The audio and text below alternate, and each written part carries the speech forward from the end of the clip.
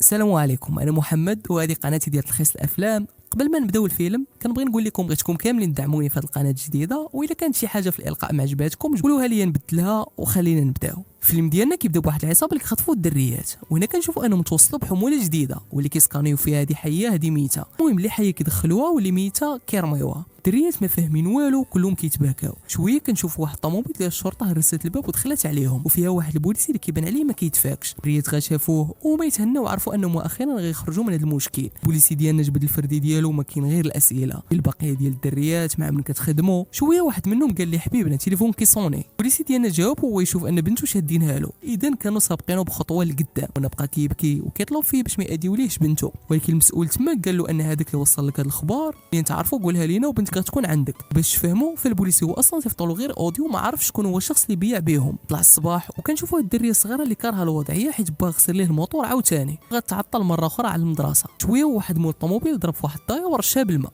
قالتها لباها زاير المسائل ديالو وما كان غير جبده معلم. تبعوه وصلع ما باغيش يوقف حيت عارف راسو شنو داير. شويه وهو يوقف طلب منه بيبي انه يطلب من بنته السماحه وسالي هنايا. داكشي اللي دار، ولكن بنته كانت ساخطه حيت فزقات وتابعات تمشي للمدرسه. نهار الاخر دارت معاهم المعلمه انها تلاقى بهم حدا الكنيسه حيت بنت بيبي ضربت شي واحد في المدرسه. لقات بهم وصبطات لك بيبي ديال بصح حيت كيعلم الدريه العنف. ولكن شويه كنشوف ان الهركات ديال بيبي ضربتها طوموبيل اللي كنعرفوا من بعد انه فيها نفس دوك العصابه اللي كانوا في الاول. المهم بنت بيبي ما خلاتش ليهم وطلعاتها على داك القصير اللي معاهم. الا كان شي صاحب القصير هنايا طاقيه لينا واحتراماتي ليه. باها شافها دخلوا فيها البلان بلا مشاكل. منين بغاو يمشيو المعلمه طلبت من بيبي انه يوصلها، وكنعرفوا من بعد انه غديه الكوميساريه. هبطات وهي تدور المالا وهي تخرج واحد الدريه من تماك. كنعرفوا انه ملي كان بيبي كيفاريه مع العصابه شاف الدريه مكرفسين عليها هذوك العصابه وركبتها في الاركاد ديال بيبي. بيبي تعصب حيت ما فخباروش، كملتها بنته انها تبعت المعلمه كان خاصو يمشي يجيبها من الكوميساريه. ولكن الغريب في الامر انه ملي كان داخل كان بحال خايف ومرتبك. دخل خدا بنته وخرج، ولكن قبل ما يخرج البوليسي اللي شفنا في الاول شاف فيه وقال ليه فايت لينا تلاقينا. لا بيبي قال له نعل الشيطان السي البوليسي راه غتخالط لك وقيله. رجع للدار بنته كتحلل فيه وكتقول لي انه ماشي الغلط ديال المعلمه وانما هي اللي تبعتها. شويه كيسمع الدقان في الباب، خرج يشوف شكون، لقى العصابه قدامه يحسبوه هو اللي قدم بهم شكايه. المهم قال لهم غير يجفوا بيلار، صرفقوه ضربوه، كيما يقيس ليه شي واحد بنته غيولي واحد اخر. داكشي اللي وقع معاه، بغى يخطف ليه واحد بنته وهو ينزل عليه هاك انت شد انت ترى مسح بهم الارض. ودابا خلينا نعرفوا شكون هاد بيبي. خونا كان بوليسي وكان داير الرعب في البلاصه اللي خدام فيها وكل شيء عاطيه الريسبي. واحد النهار مدبرت ليه في دريه تزوجها، ولكن ما اتفقوش. وملي كانوا راجعين بان لهم واحد جوج دراري كيطلبوا. بداو جاب معاه بيبي في الهضره وفهمت خو الدري انه الا شافهم الشاف ديالهم كيدويو معاه غيضربهم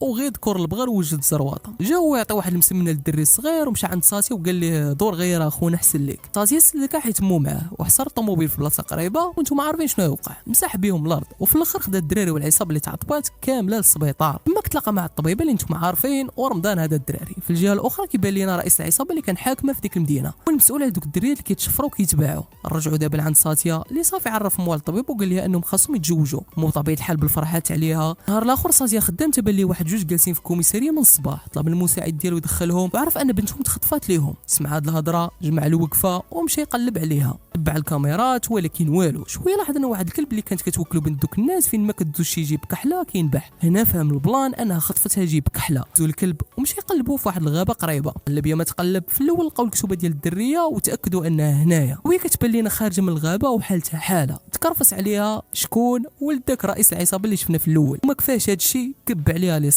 ساتيا شافو ولكن خونا هرب وحرقها للاسف. مع ان ساتيا بغى ينقذها ولكن ماتت. ساتيا سول في البلان عرف خونا ولد من وهو قصده. لكن لقى الرئيس ديالو داير اليد مع رئيس العصابه وطلب منه الرئيس انه ينسى البلان ويكمل خدمته عادي. ركب في الطوموبيل هو والمساعد ديالو، ولكن بكثره العصب هبط يشم ليه شويه الهواء والمساعد ديالو كاره وما مسروطاش ليهم. ساتيا قال ليه الا كان قدامك ولد خونا في الله شنو غدير ليه؟ قال له غادي نشدو غنحرقو. تحمس شويه ويطيح لساتيا الكارو ديالو. ساتيا دار له هذا البلان غير بالعاني وغتعرفوا علاش. اعتذر منه ومع جاي يرمي الكارور مع على واحد التبن كان قدامهم وشعلات العافيه. كنعرفوا انه كان داير فيه داك الميكروب اللي حرق ديك الدريه في الاول. المهم شوطو ومشى حضر العزو ديالو. باه جا وقال لي غير قول لي شكون اللي دارها ترى بربي تنصفيها ليه. ساتيا قال لي يا ولد الذين مخلي ولدك يتعدى على بنات عباد الله وانت ما بغيتيش يموت، انا اللي قتلته واللي في خيالك ركبه. خونا ما فهم والو وغير بقى كيشوف. المهم نهار الاخر ساتيا مشى عند الطبيبه باش يتلاقى مع والديها، ولكن العصابه هجمات عليهم واخا فراها بوت الطبيبه كحل بالعمى. انت باقي مديرنا في طاجين ما يتحرق وقع هذا الشيء؟ لا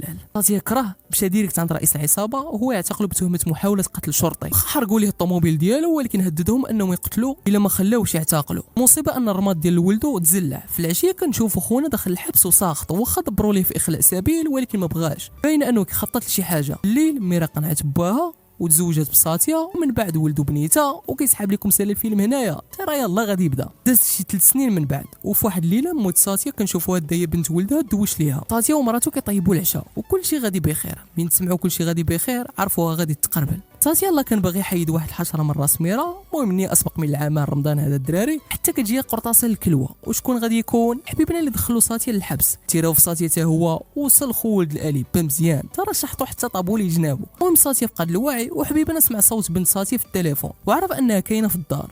رشوا الدار بليسانس، شعلوا البوطات، معولين يحرقوا الدار وما فيها. من بعد طلعوا لعند بنته ومع السلام مع الله يعاون. قتلوا امه وخلوا بنته في الباني وطلقوا فيه الماء ومشاو. شويه كنشوفوا مرت ساتيا باقا حيه، هي ما تفيق في ساتيا ولكن كان فاقد الوعي. طلعت كتزحف عند بنتها نقداتها وعطاتها له وقالت ليه وعدني انك تخرج من البوليس وترد البال لبنتنا وهي تموت. المهم واخا دارت فرقعات بيبي قدر ينقذ بنته وعنو بالتخبيه انه مات. ورجع بيبي اللي كنعرفوا دابا. نرجعوا للوقت الحاضر وكنشوفوا بيبي داي بنته للترونسبور حيت غادي تمشي لواحد الرحله. ركبها والحاجه الوحيده اللي ما طاحتش عليه على البال ان حبيبنا غادي يسرق ليه الخبر انه عايش وخونا اللي سايق الترونسبور غيقلبها في واحد الواد. بيبي تصدم وديريكت نقز باش ينقذهم. خرج الاول الثاني الاسعاف وصلات هبطوا الغطاسه. المهم بالسيف باش نقضوا كل شيء. في الاخر الثاني عيط ليه حبيبنا وقال ليه وجد راسك كاني جاي ليك باش نفريو هاد المنامه الراس في الراس. في الليل غادي نمشيو عند النائب المفوض اللي مسؤول على القضايا ديال البنات اللي كيتخطفوا اللي رون بلاصه ساتيا شحال هادي. وكنشوف واحد الام ديال وحده من دوك الدريات اللي تخطفوا وكطلب فيه انه يلقى ليها بنتها وعطاتو اخر قلاده عندها.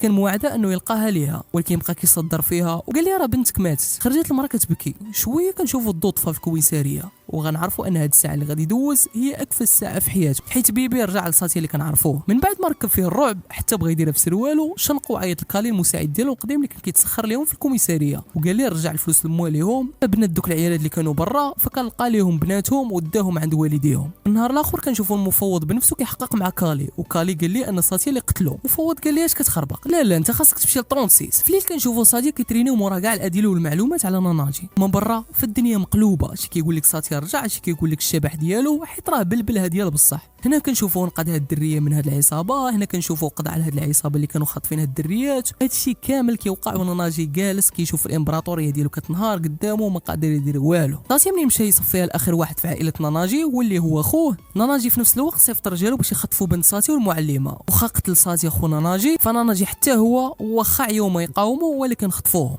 ناناجي تمتم عيط لساتيا وقال ليه الا بغيتي بنتك جي للميناء. ساتيا ما فهم والو ديمارا الموطور ومشى للمرسى ديريكت. حنا غنسبقوا وغنشوفوا ان بنته والمعلمه دايرينهم في واحد الكونتونير وغيصيفطوهم راكم عارفين فين. اوصل بقى كيرغب في ناناجي قال لي هادشي بيناتنا خلي بنتي في حالاتها ولكن ناناجي طلع عليه ديال بصح. علقوا وتعداو لك عليه ديال بصح. بنته في الجهه الاخرى طلعت شويه عندها الدماغ على دوك البايرات والبكيت اللي معاها واقترحت عليهم انهم يبقاو يضربوا في ديك الكونتونير حتى تطيح هنا غادي يعرفهم ساتيا فين كاينين. وداكشي اللي كان بيبي شافهم وهو يولي فيه 10. هذا جاي يضربوا بملاسه خواليه وخشاها فيه. الاخر ثاني كذلك وخدا ليه الرشاش قطع السلسله ولكن غير عيط جبد. بقاو تابعينه وكيصفيها ليهم واحد من مورا واحد. حتى من ناناجي بغى يدير فيها واعر ولكن عطاه السلخه ديال العصا. من بعد شاف الباطو تحرك وهو يطلع لواحد الرافعه ونقص جابها في الباطو. قدر ينقذ بنته والبقيه. ناناجي فيه واحد نفس تقول له من برج السرطان باش ريح في واحد الكرسي بحال ما وقع والو وحالته حاله وكاع كيشرشر بالدم. نساتي قلبها ابيض قالت لي غير اعتذر من بابا راه غادي يسامحك واخا راني عارفك انك انت اللي قتلتي لي ماما. خا هكاك راسو قاصح. منين قطعت منه الياس قالت لباه شوف معاه. مشى لعندو وقال لي ساتي انه كان عليا الصراحه نقتلك مع ولدك ولكن البركه في الدريات. فتيات هيا اهجموا هما يضربوا به وما كاين غير الله يعطيك الصحه. وحسب لكم الفيلم سالا هنايا راه باقي الخير والبركه. فداك المفوض لقى عليهم القبض وجابهم لعند الشاف الكبير كاع ديال المافيا واللي داير معاه حتى هو اليد، حيت بسبب ساتيا الشبكه اللي كانت عندهم في الهند ما بقاتش. المهم كنشوفوا الصلع وحده المفوض وقال لي المفوض ان بسبب هادو الخليه ديالنا ما بقاتش في الهند، لكن هادو والو، ترى هذا اللي غادي يدخل هو الخطير فيهم، هو المسؤول عليهم. الصلع بغى يدير فيها بصح زعيم، شد لك الشاف ديالهم وقال لي حبيبنا هذا الوجه اللي غادي تشوف هو اخر وجه غادي تشوفه في حياتك. بيصفر ليه وقال لي تراك ما عارفش مع من كدوي. طلع ما داش فيه، مع دار مشى للكرسي ديالو، خونا سلخهم كاملين. هذا كان باغي يقتلو خشاها فيه، الاخر قرض ليه عنقو، هذا كان باغي يغدرو هو يهز هاد الموس، فك القنبله اللي كان مربوط بها وصفاها ليه. من بعد حرر ساتيا وحتى من المفوض قتلو، راه ما يمكنش. ودابا شدوا لي داك الصلع وقال ليه انت اللي باقي ما عرفتيني ساتيا، قول لي شكون حنا شباب بلا ما تماركيو عليا. المهم في الاخر كنعرفوا ان هذا هو خو ساتيا، وهو اللي عيط في الاول على داك البوليسي لا باقيين عاقلين عليه على حسب دوك البنات اللي مخطوفات.